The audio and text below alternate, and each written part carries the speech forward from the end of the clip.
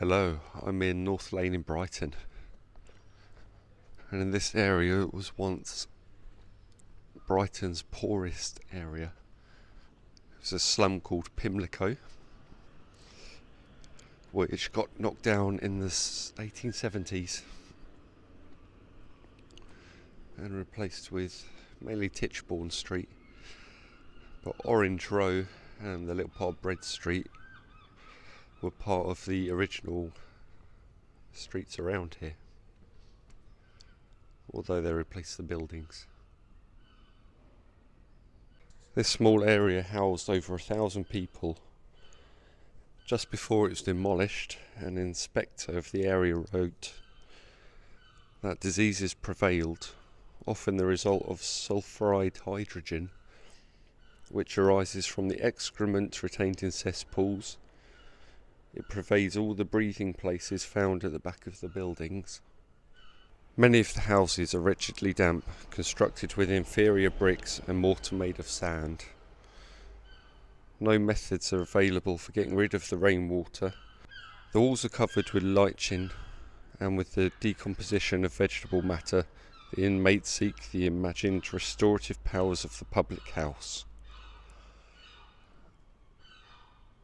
Apparently the area was so poor that it was regular to see children walking around with no shoes or naked.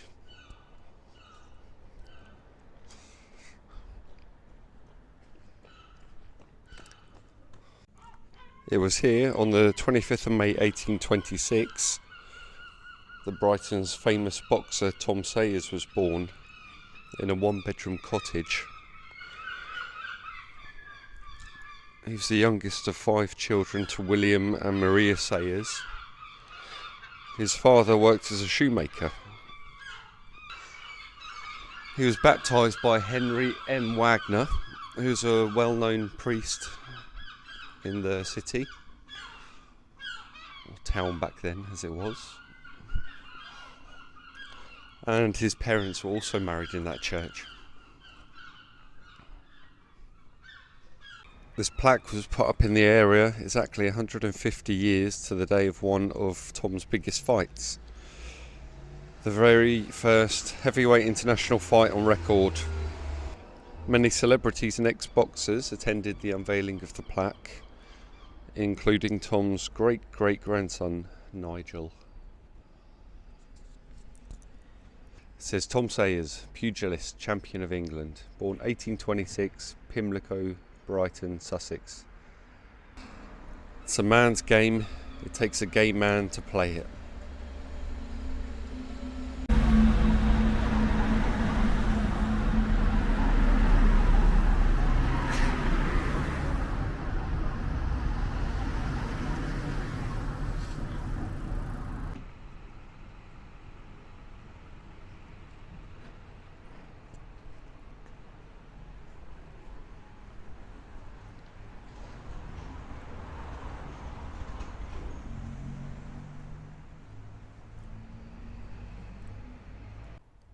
By the time he was born, his grandfather had died, and his grandmother, who was already 65 years old, had remarried Luke Butcher. She lived just a few minutes away in Sydney Street.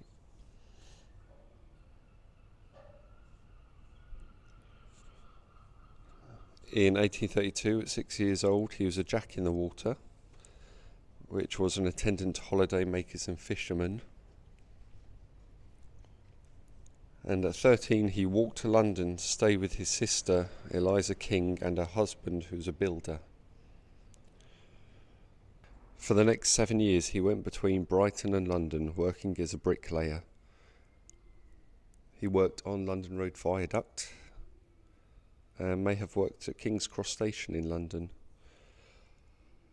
He worked on the construction of Wandsworth Prison, where it's reported he was struck by his supervisor, described as a great big bully of a fellow. And on his returning the blow, it was decided to carry on the fight at a nearby common. Here, after tremendous battle, Sayers prevailed, knocking out his adversary. Was here at 2 Sydney Street that his grandmother lived. Still the same building.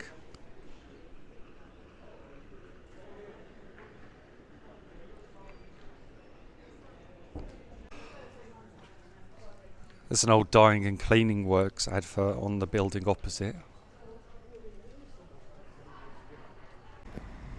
This is the impressive London Road Viaduct where Tom works as a bricklayer.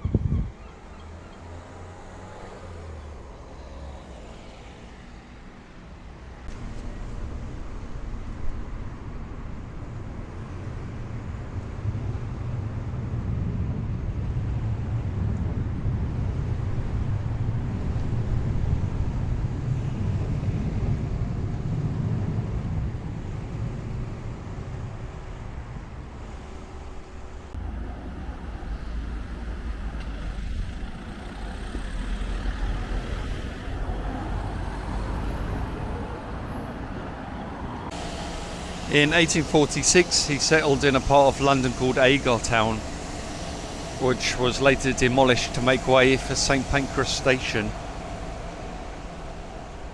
just opposite where he may have worked on King's Cross Station.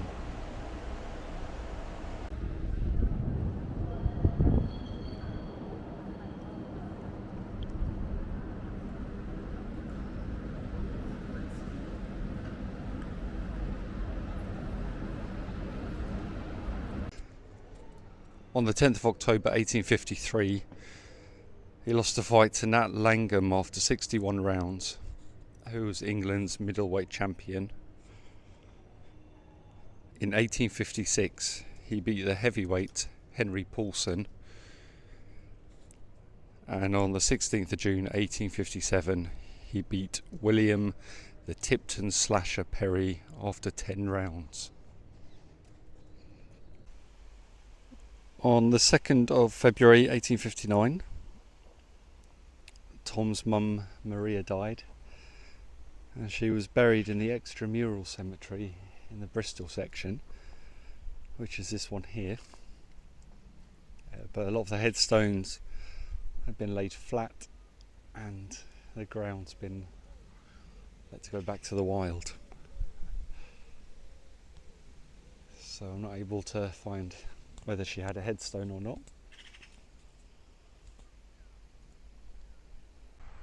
Just up from his parents is the grave of his grandmother, Elizabeth Butcher, who was the oldest inhabitant of Brighton when she died at 98 years old.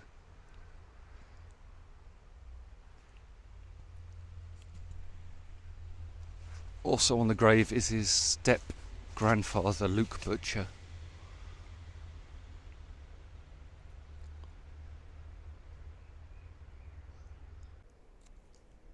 On the 17th of April 1860, Tom fought the American John C. Heenan in the first and illegal international fight in a field in Hampshire,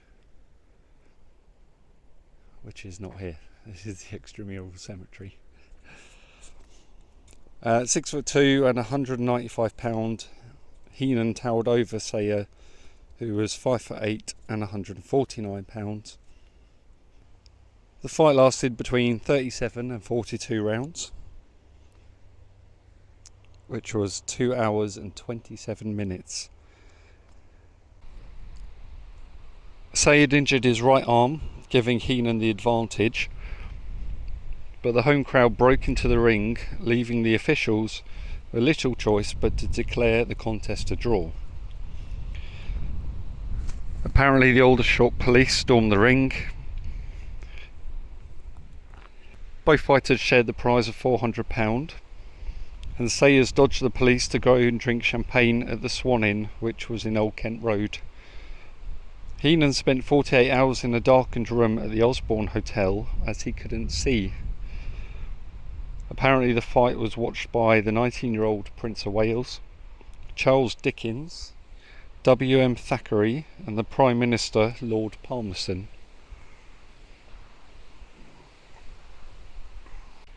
Sayers retired on the 20th of May 1860.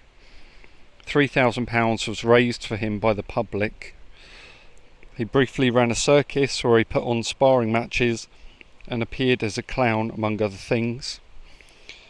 It seemed he separated from his wife and took the 2 children, and afterwards he'd prosecuted her after she'd assaulted him in the street.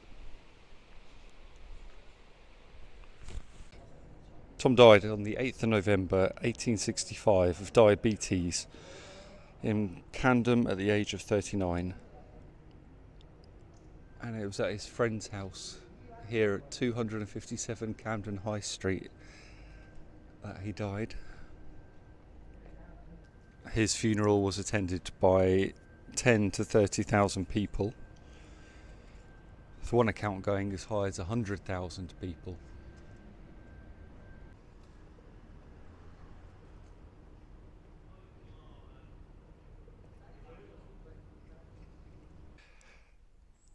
He was buried in Highgate Cemetery West, and his headstone is guarded by his dog Lion.